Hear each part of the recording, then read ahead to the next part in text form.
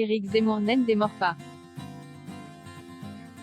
Depuis des années, et son violent clash avec Absatoussi sur l'antenne de C8, le candidat à la présidentielle 2022 est parti en guerre contre les prénoms.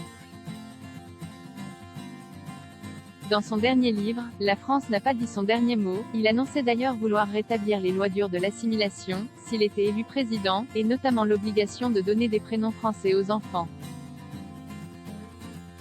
Sur RTL en septembre dernier, il assurait s'inspirer alors d'une loi établie en 1803 et qui a fonctionné parfaitement pendant un siècle et demi en permettant d'assimiler tous les gens qui venaient des régions qui étaient fort éloignées et qui parlaient mal le français.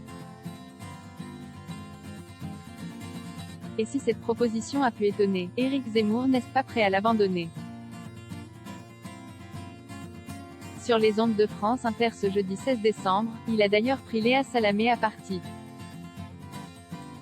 Alors que Nicolas Demorand lui disait que s'il était été élu à l'Élysée, les musulmans de France ne pourront pas appeler leurs enfants comme ils l'entendent, Éric Zemmour a pris l'exemple de celle qui, comme lui, a travaillé avec Laurent Ruquier dans On n'est pas couché. Demandez à Léa ce qu'elle en pense. Elle-même, quand elle est arrivée à Paris, elle s'appelait Ala. Et elle a changé de prénom. Elle a bien fait car ça a favorisé son assimilation et son acceptation, a lancé le candidat à l'Élysée, avant que Léa Salamé ne le reprenne à ce sujet, en expliquant qu'elle avait également gardé son prénom libanais de naissance. Dans l'émission libanaise MTV, la journaliste expliquait la raison pour laquelle elle avait décidé de changer de prénom lorsqu'elle est arrivée en France.